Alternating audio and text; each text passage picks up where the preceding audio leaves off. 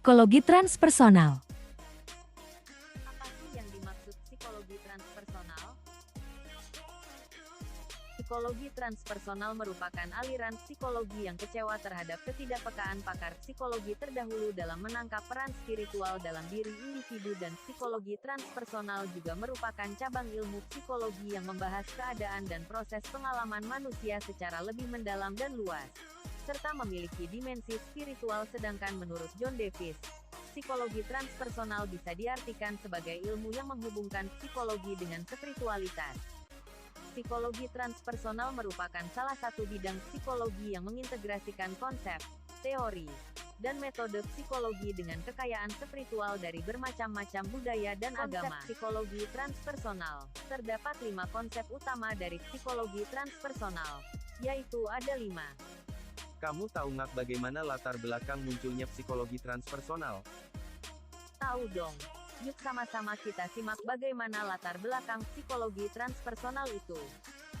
Latar belakang munculnya psikologi transpersonal. Pada tahun 1960-an muncullah psikologi transpersonal yang dipengaruhi oleh beberapa faktor, yaitu 1. Faktor sosial, budaya, dan politik. Sutich, seperti dikutip Ruzek, 2007, menyampaikan bahwa kemunculan psikologi transpersonal sebenarnya sudah diprediksikan oleh Abraham Maslow pada tanggal 14 September tahun 1967. Maslow meramalkan akan munculnya aliran pemikiran baru dalam psikologi Amerika, Ruzek 2007. Prediksi tersebut tidak lepas dari perubahan sosial, budaya, dan politik yang terjadi di Amerika Serikat pada saat itu. 2. Faktor penggunaan psikodelik drugs. Antara awal tahun 1960 sampai dengan pertengahan tahun 1970-an, dikenal sebagai era psikedelik, yaitu era yang diwarnai dengan maraknya penggunaan psikedelik drugs untuk mendapatkan pengalaman psikedelik perubahan sementara pada level kesadaran altered state of consciousness. 3. Ketidakpuasan terhadap aliran pemikiran sebelumnya. Faktor lain yang juga berpengaruh terhadap munculnya psikologi transpersonal adalah ketidakpuasan terhadap behaviorisme, psikoanalisis, dan juga psikologi humanistik. Ketiga aliran tersebut sama-sama tidak tertarik dengan dimensi spiritual manusia, yang menjadi fokus psikologi transpersonal. Tokoh-tokoh sebelum munculnya psikologi transpersonal. Berikut adalah 2 tokoh sebelum psikologi transpersonal dan 2 tokoh yang disebut pernah menyampaikan pemikiran yang berhubungan dengan psikologi transpersonal.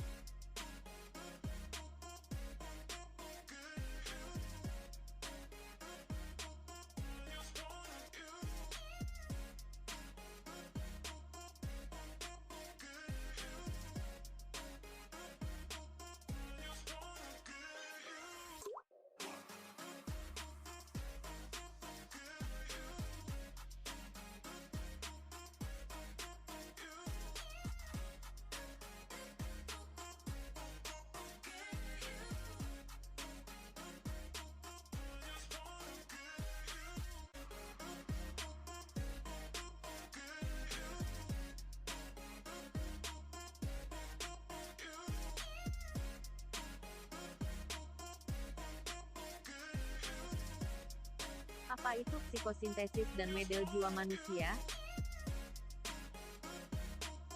Secara bahasa, psikosintesis berasal dari bahasa Yunani, yaitu psiko dan sinteis.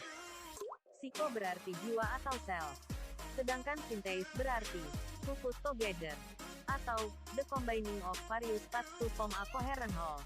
Sorok, 2008/155. Secara istilah, Soroks 2008 menyimpulkan bahwa psikosintesis merupakan psikologi yang memandang manusia secara utuh, baik fisik, emosi, mental, maupun spiritual. Psikosintesis memahami jiwa secara utuh dan holinistik. Psikosintesis membahas aspek spiritual dari manusia, Lombard, 2017.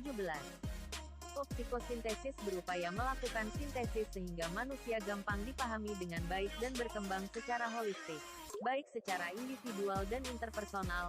Firman Am. Gila.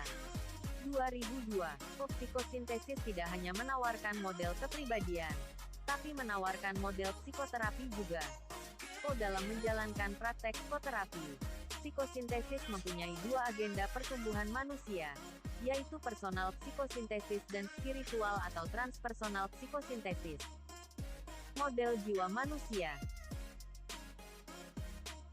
Sorok 2008 menjelaskan bahwa garis luar berbentuk lonjong dipandang sebagai batasan dan itu dianalogikan terhadap dapat ditembus menuju inti sel. Hal ini memungkinkan terjadi simpangan dengan keseluruhan badan, yang mana ditetapkan bahwa individu itu terjadi interaksi yang menetap dengan luasnya cakupan interpersonal, transpersonal dan psikologi lingkungan. Assagioli dalam Sorok 2008. Tokoh-tokoh psikologi transpersonal. Yang pertama adalah Kenneth Earl Wilber II, 1949 sekarang.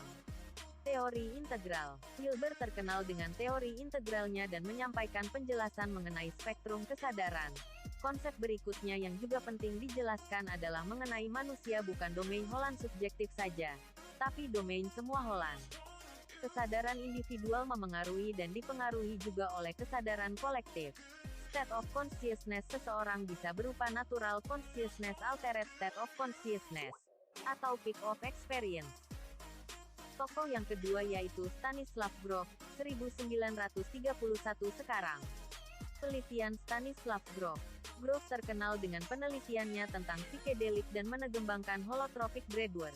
Holotropic brainwork merupakan teknik eksplorasi diri dan psikoterapi yang memungkinkan terapis memasuki dan mengakses ketidaksadaran pasiennya. Holotropic brainwork dikembangkan berdasarkan pada hasil-hasil.